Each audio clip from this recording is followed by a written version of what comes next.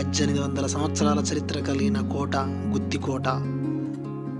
ఆనాటి రాజుల పాలన, రాజరికపు తీరు, శిక్షలు, యుద్ధాలు, దండయాత్రలు, కట్టడాలు, శిలాశాసనాలు, చరిత్ర గుర్తులు, విజయాలు, అపజయాలు, ఇలాంటివి ఎన్నో మరెన్నో ఇంకెన్నో ఉన్నాయి. ఇవన్నీ గుత్తికోటలో కనిపిస్తాయి. ఈ గుత్తికోటను ఫస్ట్ కట్టించింది చాళుక్యులు. చాళుక్యుల పాలన నుంచి బ్రిటిష్ పాలన వరకు దాదాపుగా 20 మందికి పైగా రాజులు ఈ కోటను పరిపాలించారు. ఈ కోట ప్రహారీ గోడ 16 కిలోమీటర్ల నుంచి 21 కిలోమీటర్ల వరకు ఉంటుంది. 28 బుర్జులు, 14 ముఖద్వారాలు, రాణిమహల్, రాజమహల్, గుర్రపుశాల, గజశాల, సైనిక శిబిరం, 101 బావులు ఈ కోటలో ప్రత్యేకం. ఇవన్నీ మీ కళ్ళ కట్టినట్టు చూపించడానికి రెడీగా ఉన్నాయి. Let's go to the video. Hi friends, welcome to our channel. This is Shivaprasad Talapalli.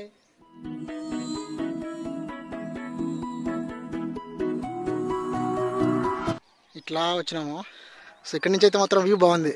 ఒక పక్క చెరువు, ఒక పక్క టౌన్, ఇటు సైడ్ కొండ, అటు సైడ్ కొండ, బాగుంది. ఇది వచ్చేసి కోట ఎంట్రన్స్ అనమాట. పైన ఎంత పై భాగం ఇది. సో దేశంలోనే రెండవది అనమాట. అది ఏ విషయంలో అంటే, ఇక్కడ చూస్తున్నారు కదా ప్రహారీ గోడ, ఇక్కడ నుంచి స్టార్ట్ అయింది కదా ప్రహారీ గోడ. ఇటు నుంచి లెక్క ప్రకారం 18 కిలోమీటర్లు అంటున్నారు, కానీ అప్పటి లెక్క ప్రకారం అయితే 21 కిలోమీటర్ల వరకు ఉంటుందంట. పోతానే ఉంది చూడండి కొండ. అంటే మొదటిది వచ్చేసి రాజస్థాను, తర్వాత సెకండ్ది, అంటే దేశంలోనే ఇది రెండవది అనమాట. ఆ పెద్ద ప్రహారీ గోడ అనమాట ఇది. నాకైతే చాలా ఇంట్రెస్టింగ్ అనిపిస్తుంది. సో లోపలికి వెళ్దాం.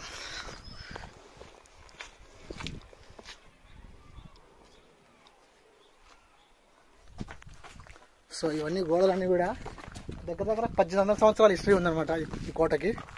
ఇంకా ఎక్కువే ఉన్నా కూడా ఆశ్చర్యపోనవసరం లేదు. అసలు చూడండి, ఈ రాళ్ళు ఇంత పైకి ఎలా మోసుకొని వచ్చారో అసలు తెలియదు. హైదరాబాద్లో కోట చూసినా, తర్వాత బళ్ళారి ఫోర్ట్ చూసినా, తర్వాత గుత్తి ఫోర్ట్ ఇది కూడా చూస్తున్నా కదా. ఒక్కొక్క దాంట్లో ఒక ప్రత్యేకత అయితే ఉందబ్బా మన దేశంలో. అది కూడా మన ఆంధ్రప్రదేశ్లో. ఇండియాలోనే ఎన్నో అద్భుత కట్టడాలు ఉన్నాయి. అబ్బా ఇక్కడి నుంచి వ్యూ భలే ఉందే. ఇక్కడికి వెళ్ళాలి, మళ్ళీ ఆ పైకి వెళ్ళాలి, వెళ్తూనే ఉందాం ఈరోజు.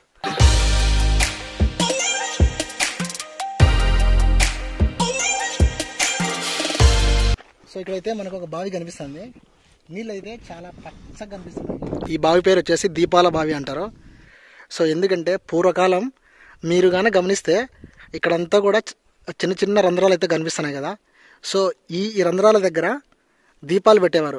రాత్రిపూట చుట్టూ అంతా కూడా అందులో దీపాలన్నీ వెలుగుతుంటాయి. ఆ చంద్రుడు వాటర్లో పడినప్పుడు చాలా బ్యూటిఫుల్గా ఉంటుంది. సో ఆ ప్రకాశవంతమైన వెలుగు చూసినప్పుడు ఇక్కడ ఉన్న జనాలందరూ కూడా ఇక్కడికి వచ్చి పూజలు చేసేవారంట. సో అందుకే ఈ బావికి దీపాల బావి అని పేరు వచ్చింది. ఫ్రెండ్స్, అక్కడ మనకు కనిపిస్తుంది కదా ఎదురుగా, అది వచ్చేసి గుర్రపుశాల ప్లస్ సైనిక శిబిరం ఉందన్నమాట. అక్కడికి వెళ్దాం. ఇక్కడే గుర్రాలను కూడా కట్టేసేవారు. సైన్యాధిపతులు కావచ్చు, ఇక్కడున్న రాజులు కావచ్చు, సైనికులు అవ్వచ్చు. సో ఇక్కడ చూడండి, ఈ ప్లేస్ ఉంది కదా, ఈ ప్లేస్లో మ్యాక్సిమం గుర్రాలు కట్టేసి లోపల అంటే సైనికులందరూ కూడా ఇక్కడే ఉండేవాళ్ళు మ్యాక్సిమం. ఎందుకంటే యుద్ధం కోసం వేరే సైన్యం వస్తుంది మన రాజ్యం మీదకి అన్నప్పుడు సిగ్నల్ ఇస్తే పైనుంచి ఇక్కడి నుంచి అన్ని రెడీ చేసుకొని సైనికులు గబగబా ఇంకా కిందికి దిగేవారు అనమాట. కిందికి దిగేసి యుద్ధం చేసేవాళ్ళు. చూడండి కొండ ఇంకా ఇప్పటికీ ఇట్లనే ఉంది. ఇది ఇప్పటికీ చెక్కు చెదరలేదు.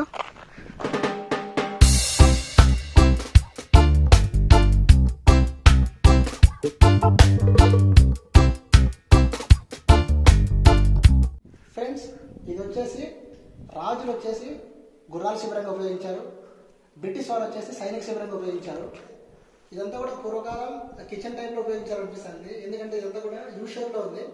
సో అంటే భోజనాలు ఏమైనా తిన్నారేమో అని నాకు అనిపిస్తుంది. ఫ్రెండ్స్,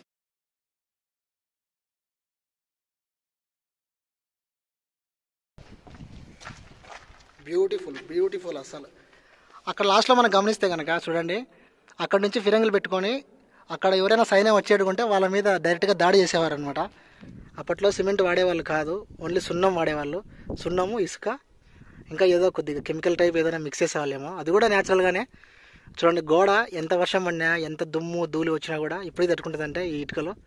అప్పటి టెక్నాలజీ చాలా అంటే చాలా మేలు, చాలా స్టాండర్డ్ కూడా. ఇక్కడున్న ఈ డిజైన్ కూడా నాకు బాగా నచ్చింది.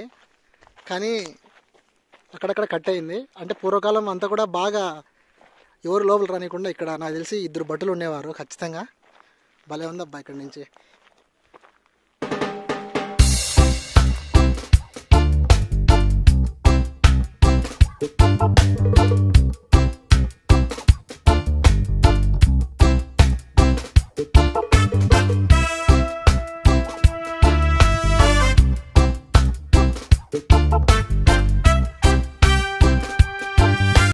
ఇప్పుడే మీరు సైనిక కారాగారం చూశారు కదా.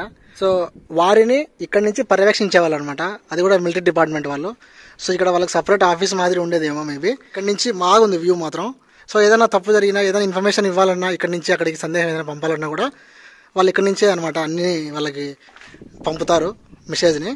అండ్ అలాగనే మనం అక్కడ గమనిస్తే కనుక పోస్ట్ ఆఫీస్ కూడా ఉంటుంది.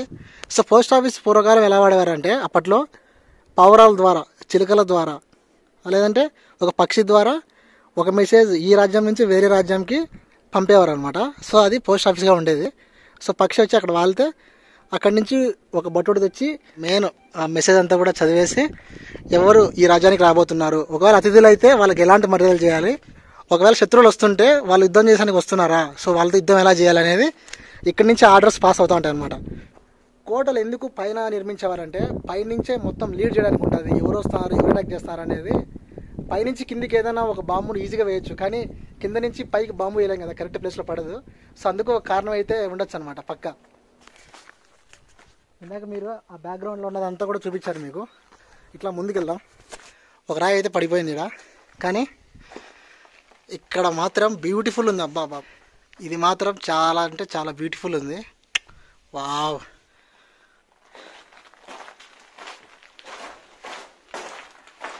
ఇక్కడైతే సైడ్ ఇలా ఉంది, లెఫ్ట్, ఇది రైట్. ఇవన్నీ కూడా లూజ్ అయిపోయినాయి అన్నమాట రాళ్ళన్నీ, కానీ పైన మాత్రం చెక్కు ఎదరలేదు. సో డిజైన్ బాగుందబ్బా ఇది. ఇది వచ్చేసి అప్పట్లో కాంక్రీట్ టైప్ అనుకోండి, స్కిడ్ అవ్వకుండా. సో ఈ గోడ కొద్దిగా పడిపోయింది, యుద్ధం చేసినప్పుడు ఏమైనా పడిందేమో తెలీదు. కానీ ఇక్కడి నుంచి కూడా వ్యూ కనిపిస్తుంది టౌన్ అంతా. ఇంకా పైకి వెళ్ళాలి. ఇంకా ఇప్పటి వరకు అయితే ఒక 60% వచ్చినాము, ఇంకా 40% ఎక్కాలి పైకి. ఇక్కడ నుంచి కొన్ని సౌండ్స్, విచిత్రమైన సౌండ్లు వస్తున్నాయి బా. చూడండి, కోట గోడ ఎక్కడి నుంచి ఎక్కడ స్టార్ట్ అయిందో కూడా నాకైతే అర్థం అవ్వట్లేదు. సో సిగ్నల్ ఉండడానికి అక్కడైతే టవర్ కూడా ఏర్పాటు చేశారు.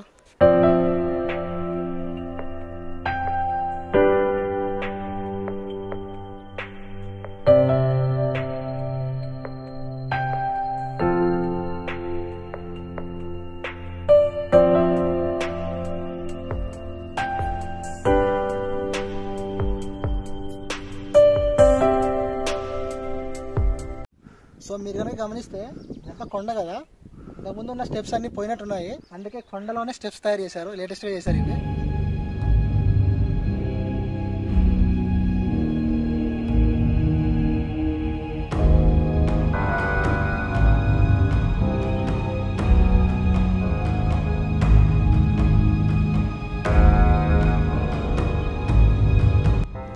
బావి లోపలికి పోవాలంటే ఇదే అనమాట ఎంట్రీ. ఇంకా అంత పైకి పోవాలి, పోదాం. ఈ బిల్డింగ్ రాజులు ఉపయోగించినట్లుగా ఉంది.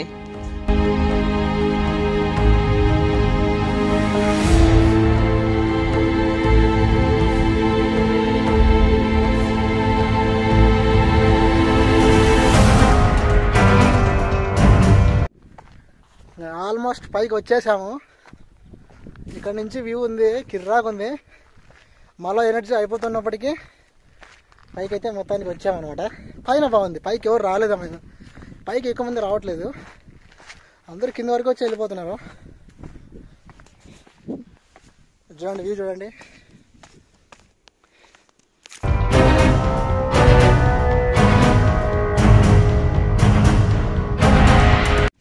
చూడండి, ఈడ ఒక నూతి ఉంది, ఇక్కడ కూడా ఒక బావి ఉంది. ఇలాంటి బావిలు చాలా ఉన్నాయి ఇందాక చెప్పినట్టు. సో వెళ్తున్న కొద్దీ, చూసే కొద్దీ ప్రతిదీ ఇంట్రెస్టింగ్ ఉంది. చాలా డిఫరెంట్ ఫీల్ అయితే వస్తుంది అనమాట. అది ఎక్స్పీరియన్స్ చేసినప్పుడు తెలుస్తుంది దాని వాల్యూ అనేది. సో ఇప్పుడు మీరు చూస్తున్నారు కదా, మీ ఫీలింగ్ అంటే కామెంట్ చేయండి.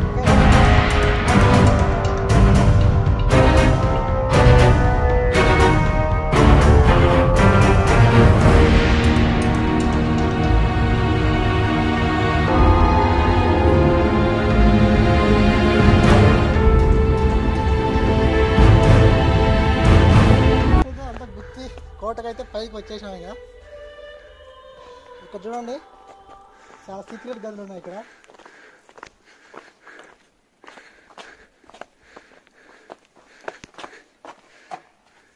ఇక్కడ ఏదో స్టోరేజ్ లాగా ఉంది, స్టోర్ రూమ్ లాగా ఉంది. తర్వాత అటు వెళ్దాం. సో పైనుంచి వ్యూ కనిపిస్తుంది అనుకున్నా కానీ ఇక్కడ చూద్దాము.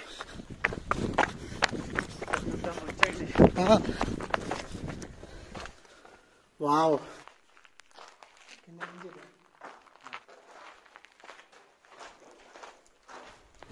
ఇది మాత్రం ఎక్సలెంట్గా ఉందబ్బా. ఇక్కడ వెంటిలేషన్ ఉంది, ఇక్కడ వెంటిలేషన్ ఉంది, ఇక్కడ వెంటిలేషన్ ఉంది. అప్పట్లో పవర్ ఉండేది కాదు కదా, ఇంకా లోపలికి వెంటిలేషన్ కావాలంటే ఇట్లా పెట్టుకునేవాళ్ళు. సో ప్లాన్ అయితే అప్పటివే బాగుంటాయి. సో పై భాగంలో ఇలా ఉంది వాళ్ళకి. ఇది వచ్చేసి సన్సెట్, ఇక్కడ సన్సెట్ అవుతుంది వాళ్ళకి. తర్వాత వచ్చేసి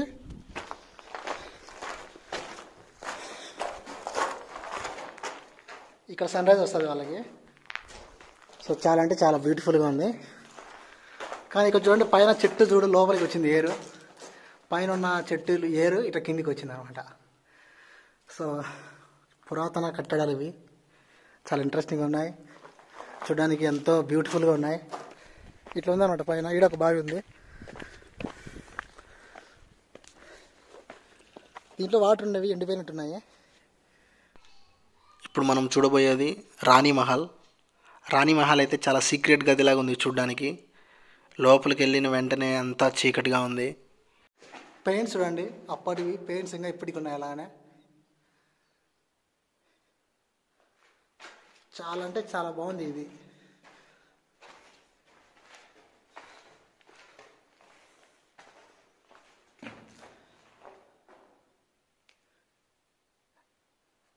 అప్పటిదే అంటవా ఇది? ఇప్పుడైతే కాదు ఇది పక్క. అక్కడ చూడండి. ఇప్పుడు చూస్తుంటే నాకు ఏమనిపిస్తుందంటే అప్పట్లో ఈ రాణి మహల్ చాలా విలాసవంతమైనదిగా ఉందని అనిపిస్తూ ఉంది. బట్ అయితే మాత్రం ఇక్కడ చాలా చల్లగా ఉంది అబ్బా లోపల. ఇలాంటి కట్టడాలు 1800 సంవత్సరాల తర్వాత చూస్తుంటే feeling very happy and exciting. So ఇదంతా కూడా ఒక హాల్ లాగా ఉంది, కానీ బాగుంది. ఇది చెక్కు చెదరలేదు. ఈ డిజైన్ చూస్తుంటే ఏమన్నా రాజు రాణి ఉన్న హాలా ఏమన్నా బెడ్రూమా అనేది అర్థం కావట్లేదు. కానీ మొత్తానికి డిజైన్ అయితే బాగా చేశాను అన్నమాట. చలికైనా తట్టుకుంటుంది ఇది, చలికి ఎండలకు అన్నిటికీ తట్టుకునేలా ఉంది. కొంతమంది గుప్త నిధుల కోసం తవ్వినట్టున్నారు. మీరు మా బ్యాక్గ్రౌండ్ గమనిస్తే కనుక మట్టి అంతా తవ్వినారు. నా అడ్వైజ్ ఏంటంటే వీలైనంత వరకు ఈ కోటకు వెళ్ళడానికి ఒంటరిగా అయితే వెళ్ళొద్దు, 2-3 కానీ లేదంటే ఒక గ్రూప్తో వెళ్ళండి. చూడడానికి ఇక్కడిక్కడే ఉన్నట్టుంది, కానీ తిరుగుతుంటే వస్తుంది. అక్కడికి వెళ్ళినా కూడా ఏం మీకు కనిపించదు అనమాట, ఎందుకంటే అవన్నీ పడిపోయినాయి కదా గోడలన్నీ. సో ఇదైతే జైల్ టైప్ ఉంది. ఈ కొండకు అటు సైడ్ ఉన్న హాల్ కూడా చూపించా. సో ఆల్మోస్ట్ అన్నీ కవర్ చేసిన ఫ్రెండ్స్. పైన కోట అయితే ఇలా ఉంటుంది. సో ఇదే ఇంకా టాప్గా ఇక్కడి నుంచి ఏదైనా యుద్ధానికి ఎవరైనా వచ్చినా కూడా, ఇక్కడైనా ఏమైనా నైట్ టైమ్స్లో సపోజ్ ఆ ఊరు ఉంది కదా, ఆ ఊర్లో ఏదైనా పెద్దగా మంట రేగినా కూడా, లేదంటే ఇంకా ఏదైనా జరిగినా, ఏదైనా పేలుడు ఏమైనా జరిగినా కూడా బాగా తెలిసేది అనమాట, ఈజీగా కనుక్కునేవాళ్ళు. మన మీదకి శత్రువులు అటాక్ చేయడానికి వచ్చినా కూడా, సో యుద్ధానికి ఎదురుదాడి చేయాలన్నా, యుద్ధాన్ని ఆపాలన్నా, యుద్ధం గెలిచాలన్నా కూడా అప్పట్లో కొండ మీదనే కోట నిర్మించుకొని చేసేవాళ్ళు అనమాట. చూశారు కదా ఎంతమంది రాజులు ఈ కోటను పరిపాలించారో. సో హిస్టరీ అయితే మాత్రం చాలా గొప్ప హిస్టరీని అని చెప్పుకోవచ్చు. ఎందుకంటే వాళ్ళ విజన్ ఈరోజు మనం చరిత్రగా మాట్లాడుకుంటున్నామంటే సో అది వాళ్ళ గ్రేట్నెస్ అని చెప్పుకోవచ్చు. కాబట్టి ఓల్డ్ ఈజ్ గోల్డ్, చరిత్ర అనేది ఎప్పటికీ గొప్పది. సో చరిత్ర గెలవాలి, అందులో మనం ఉండాలి. జై హింద్. ఇది ఒక కొండ, ఇదంతా కొండ, దీనిపైన కోట, మళ్ళీ అవుట్ సైడ్ కొండ, మళ్ళీ ఇటు సైడ్ కొండ, కొండ మీదనే కోట. అదే మన గుత్తి కోట. ట్రై చేద్దాం.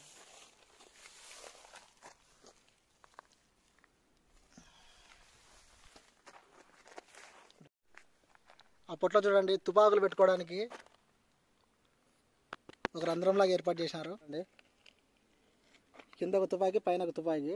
అయితే స్కోప్ ఉండాలి ఖచ్చితంగా. స్కోప్ ఉంటేనే పని జరుగుతుంది. ఇక్కడ చూడండి అలా ఉంటుంది.